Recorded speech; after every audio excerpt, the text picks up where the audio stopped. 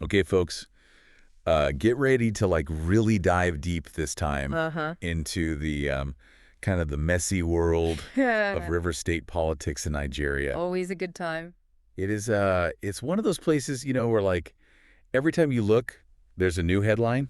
Always something going on. Yeah, and it's always something kind of dramatic too. Right. Absolutely. Yeah. So we're looking at a story today that's got all the good stuff. Oh, yeah. Power struggles, legal battles, The whole 9 yards. And it really makes you wonder, like, who is actually in charge here? Right. Who really pulls the strings? Exactly. It's a good question. So we've got... we've got a lot of players on the field this time. We do. We've got Governor Fubara, of course. Front and center. Right. He's leading the charge. So always. Then you've got Tony Okocha. Leading a faction. Yeah, heading up a faction within the APC. Yeah, the All Progressives Congress. Right. And then of course, we've got... the wild cards. the judiciary right in the mix. Oh, yeah. And they just threw a real wrench in the works. Oh, big one. With this court decision. Nobody saw this coming. I know, right? Mr. thank you so much for coming on the program.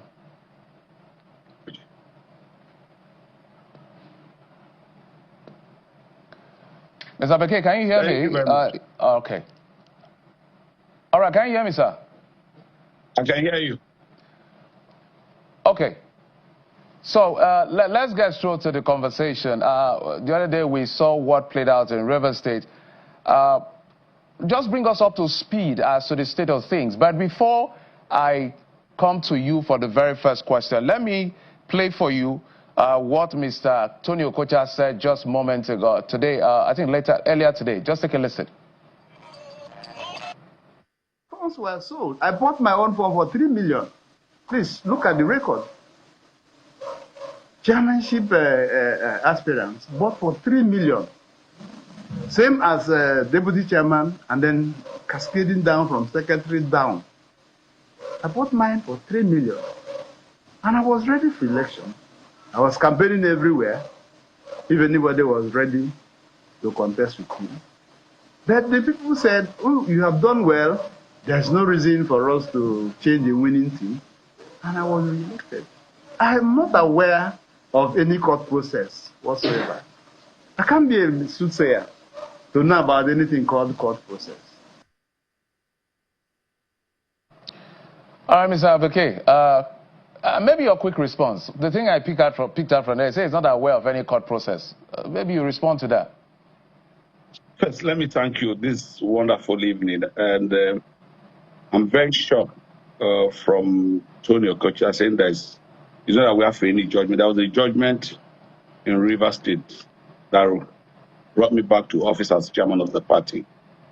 And I'm aware Tony Okocha and his lawyer, they're already in the appeal court.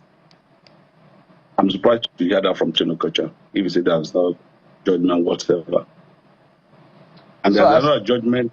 Go ahead, sir. There's another judgment, an order issued that they should not conduct those congresses. Will he say he's not aware as well?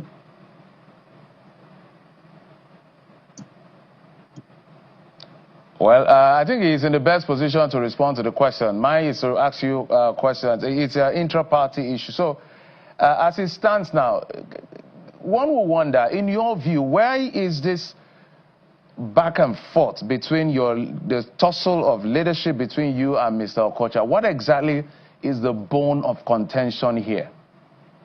Well, first, there's a clip you just played. He said he bought his phone for 3 million naira. When I was elected as chairman, I campaigned 23 local government to the delegate, and I bought phone. Phone was not given me free by the national secretariat of this party.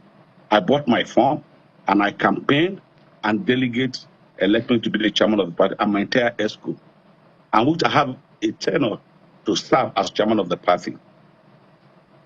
If I want to go about it, my original tenure is supposed to be next year, October. But some people somewhere sat somewhere in Abuja said that I've been sacked. I don't know the commitment that I did. And I waited patiently. I approached the court, and the court gave a judgment. Not an order, a full judgment that brought me back as chairman of the party. I'm aware that Tony Okocha and his people has appealed this matter The matter is not is still in appeal court. There is no order given by the appeal court for Tony to act as chairman. And there are other members of the party who bought form as well that want to partake in this last Congress that happened in Rivers State. They denied them the form. I don't know where Emeka has committed crime. And I'm only asking the party.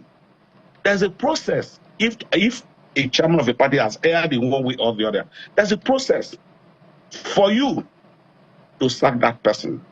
Those process was not given to me. There were no fair hearing. There were no appeal. They just said to sack. And I said, no. I contest election. I need to complete my tenure as chairman of the party. And that's where I am. So what exactly were the allegations? Because I know that Mr. Efrebo had moved the first time that you had to go to court to get reinstated. What were the issues he raised as constituting anti-party activities? Because that will help me to piggyback on a few things I want to find out from you. Okay, first, if you say I did anti-party activity, don't I have the right to face a panel?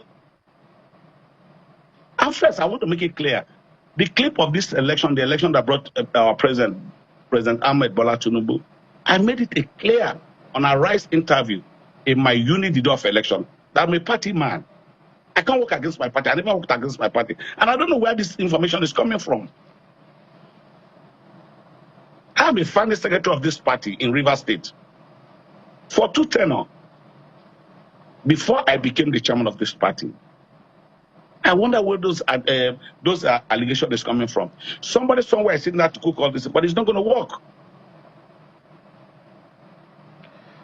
So, as now that you have gotten this judgment, because I know that there was an order restraining them or stopping them from conducting the congresses, but anyway, the Congress went on. Emeka Bekee, Mr. Tony Okocha was elected chairman of the party, and then the judgment has now come, the substantive issues has not been heard, and then all of those congresses have been nullified, and now they are in appeal. Have you been able to, are you in touch with the National Working Committee? Well, I'm in touch with some of my people in National Working Committee. I won't tell you I'm not in touch with people in National Working Committee of the party. Like I said earlier, my first interview, the day I knew that I'm going to have this issue, the day the national chairman called me, that he wanted me to talk to the minister of FCT. And I told him clearly he's not a member of my political party. I don't need to talk to him. That was the first I knew I had crisis. I knew somebody somewhere explained the drum for them. So are you saying that the FCT minister is partly responsible for your ordeal? Yes. I've said it out with that number. I'm not scared of saying that. He's a man playing the game. If you watch the Congress that happened in Rivers State, 80% of the people that is in the ESCO of the party, in various water, are members of PDP. Yeah. So, because it appears that the NWC of the party, rightly or wrongly, seem to be more comfortable with working with Mr. Tony Okocha than working with you. Now that but just let me learn. Now that this has now happened and that position still maybe still be maintained, how do you want to navigate the leadership when you don't have a leadership from the center? And are you even in charge of the structure of the party in the state? Well, first, if you watch what happened to the kangaroo congresses they did across the state, you know they don't have fullers in the party in the River State. I must tell you the simple truth. If I'm calling for Congress tomorrow in River State, you see what will happen in the state. You know where they borrow people from different political parties, people from the PDP, people from the APC. Talking about this, I am the chairman of the party in the state. There's national there. There is state. All process of election come from the world. There's nowhere called national. I am control of the party in the state. We partake in the last election that happened, local government election that happened in River State. And if say there's election tomorrow, we're going to partake in the election under my leadership. I believe the court, the law, the highest law in this country is a court. And we must obey by court. And that's where we stand. So, for those of them in your party who are saying that you have a relationship with the governor, and so you are more like you're working with the governor. I'm just trying to be careful with my words here. You're working with the governor, so you can't give him a formidable opposition. What would you say? Well, first, I'm not a member of PDP. The governor is a member of PDP. I'm an APC member. And I'm surprised to hear that from anybody that will say that I'm working with the governor.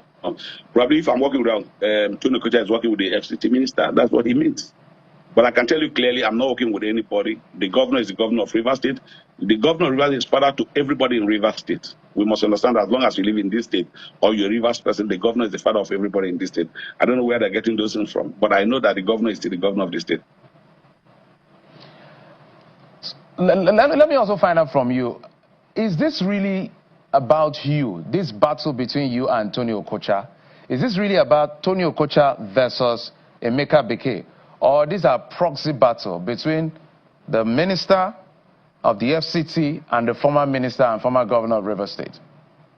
Well, the former minister and the former governor of Rivers State is a member of APC. He has not left the party. It is not any running battle. They are not in the same political party. Amaewhule is a member of APC. Nyesom is a member of PDP. I don't think there's anywhere they are crossing together. And nobody should bring glory to me involved in this whole thing we're doing. I have my right to contest my position. I bought my form. I campaign. Nobody will drag me out of the position that the delegate has given to me to serve for 4 years, and I must finish my tenure. Who wants to drag me, I will fight with the person to the last time. And I know the court will look at the case based on his merit, and I expect them that they will do the right thing at the right time. Mr. Okocha has said that he's going to expel some of you from the party. Is it expel? Is it expel or suspend? One of those words. And in the earlier part of that clip. Does it have the power to suspend anybody?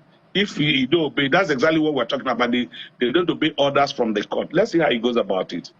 Because I stand by justice and I believe whatever the judiciary has. If tomorrow the judiciary says, look, Emeka Bekee, you're no more the chairman of the party, and I go to Supreme Council, I'll go back home and sleep. And I must obey the court order. That's my position. You know, Tony Okocha and his leaders, they don't obey court orders. They don't respect the judiciary. That's what you must understand. If they already have an order to stop them not to do it, if they really believe in the rules of this country, they'll be able to obey court orders. And I know they don't obey court orders. They believe the wall is in their hand. In his remarks, he is almost, well, not like impugning on the judiciary indirectly by saying that the governor and his people literally forum shop to get that is behind some of the things that is going on in the political party. That's in the APC. It's not true. You don't get it. You shouldn't get governor involved in this whole of these things. And he has to apologize to the governor of Rivers State for calling his name into this matter. Let's move on to the issue of the members of the House of Representatives. So even for me, who reports politics and looks at all of these things, sometimes it's quite difficult to posit when it comes to Rivers State because of some of the absurdities we've seen in the politics being played out. And I don't know any state that is as the level of litigation in terms of political happenings like Rivers State. So now that you are in charge, because Tony Okocha is still claiming he's in charge, but I'm speaking to you, what is the position of the Amaewhule group where you sit? Well, you see, sometimes people run faster than their shadow. And they were just running faster than at the end of the day, they've shot themselves on their leg. I just feel for them. What we are asking for the INEC to fix a date for that election, that's the most important thing. Nigeria has to move on, Rivers State has to move on. It's not about anybody. It's about the entire state. We must talk about the state, not an individual. Nobody was born to become House of Assembly. Nobody was born to become governor. If you're governor, after 8 years, you're not going to be governor. If you're assembly, after depends on how many tenure your people want you to serve. The most important is the state we're talking about. For that issue, you should know that they've shot themselves on their leg. They just have to go back home and start campaigning if their party is going to give them tickets to partake in the election. So when you say they've shot themselves in the leg, please, what do you mean? They run faster than their shadow. Now they thought somebody wants to go and grab the party. That's why they decided to decamp. So where are they? That's why I say in your books as Mr. Emeka Bekee, are they members of the APC or they are members of the PDP? Oh, they are. No. What I'm saying that I said clearly they are members of our party, APC, under my leadership. But they've shot themselves on their leg because first, for you to come back for you to partake in the election, if the people gives you the ticket, you partake. If they don't give back, you shot yourself on your leg. You go back home and wait for another 4 years or 2 years again for you to try your luck again, whether you'll be able to get ticket to run any election again in any political party. Because tomorrow they might jump into another political, they might jump into AAP or CCP. In your view, what is going to bring some level of order in Rivers State as far as the politics is concerned? There is the Wike versus Fubara element. There's you versus Tony. There's literally chaos everywhere. There's a House of Assembly chaos. The political system is almost in literal disarray. What, in your view, can bring some level of sanity and peace to the state? Because even the adults in the room, it's been a challenge. Well, what I want to appeal to every Rivers councillor that we're in politics, first, you should know that power comes from God, not from anybody. God gives you power. When you finish as governor, when you finish as anything, any other person that's time that you have to allow him to function as governor of the state. What is really causing problems? People want to sit in their ability to control power that is not in their hand anymore. That's just a problem in Rivers. Outside that, there won't be any problem. I just tell people the truth is bitter, but people must understand the truth. At this point in time, today, Fubara is the governor of Rivers State. Accord him that respect that is due to governor of a state. That's just where the issue is. You can't thank you so much. You want to control the governor. All right. Mr. Emeka Bekele, thank you so much for coming on the program. The chairman of the APC in Rivers State. Thank you. We're totally out of time. Thank you. It's got everyone on edge. Oh, absolutely. So basically what happened was the court said, Okocha, you and your faction, you're out. Just like that. Boom, removed from their positions. Yeah, stripped of all their power. And you know, the APC, they're not taking this lying down. Oh, no, they are not. They're pushing back hard. Yep, right. Saying, look, our rules. Our decisions are final. Yeah, our internal matters. The court can't just barge in here. Exactly. Party autonomy. Right. And that's where things get really interesting. Right. Yeah. Because there's this quote that we found. Oh, yeah, I saw this. From an assistant commissioner of police. Assistant commissioner of police. Wow. Right. And he said, and I quote, "Judiciary in Rivers is Governor Fubara's supermarket." Oh. Mic drop, right? That's, I mean, what do you even say to that? It's a very provocative statement. It is, right. And I think it speaks volumes about... How's the perception? Yeah, the perception of the relationship between the government and the judicial system in Rivers State. Right. It's like saying the governor can just walk in and pick and choose whatever rulings he wants. Like grabbing a carton of milk. Yeah, exactly. It really undermines the idea of an independent judiciary. Which is, you know, kind of important. It's fundamental, right, to a functioning democracy. Yeah. I mean, checks and balances, separation of powers. Exactly. You need that impartial third party to keep everyone honest. Otherwise, it's just a free-for-all. Right. It becomes a dictatorship, essentially. And this isn't just some theoretical debate either. No, this is real life. This is affecting real people. People's lives are at stake here. Exactly. People in Rivers State, you know, they need to be able to trust that the system is fair. Yeah, that the courts are impartial. That the law applies equally to everyone. But when you hear statements like that supermarket quote. Yeah, it makes you wonder. It certainly plants a seed of doubt. Right. Like, can you really get a fair shake? Especially if you're going up against the governor or his allies. It's like the whole foundation of the system starts to crack. You lose faith in the process. And then on the flip side, you've got Tony Okocha's response. Yeah. He's not backing down. No. He's digging in his heels. Doubling down. Basically saying, look, the court can say whatever they want. But the APC's decision is final? Yeah. Party trumps court. It's a bold stance. It is. So he's essentially arguing that the party's internal mechanisms for resolving disputes should supersede any legal ruling. So like their internal committees and tribunals? Exactly. They have their own ways of handling things. But is that a legitimate argument? I mean, it's a slippery slope, right? Yeah, where do you draw the line? Exactly, because if party decisions consistently override legal judgments, then you create a situation where the party's above the law. Essentially, yeah, it sets a dangerous precedent. And it makes you think back to that supermarket analogy again. Right. Like, is this part of a bigger problem? Yes, it's just the tip of the iceberg. Is there a pattern of political interference in the judiciary? Or is this just an isolated incident? It's hard to say for sure without a deeper dive into the specifics of the case. Yeah, looking at the legal precedents. The arguments presented. The evidence. Right. It's possible that the court's decision was completely legitimate. Based on the law and nothing else. Right.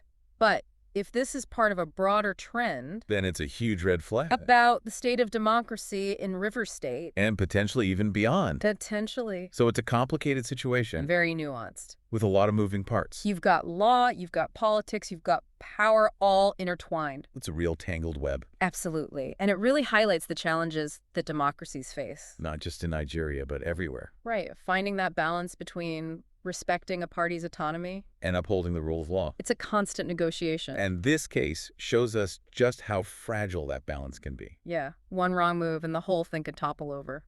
So for our listeners out there, I want to leave you with this question. A question to ponder. Put yourself in the shoes of a citizen of River State. Imagine you're living there. You're seeing all this play out around you. How does it make you feel? Do you trust the courts to be impartial? Or do you question the fairness of the entire political process? It's a tough question. It is, but it's an important one. Because ultimately it's about understanding where power truly lies. And how it's being used. And whether that power is serving the people. Or serving itself. That's something for all of us to think about. No matter where we live. Food for thought. Absolutely. All right, folks, that's our deep dive for today. And until next time. Keep those thinking caps on. Stay curious. And we'll see you back here soon. See you later.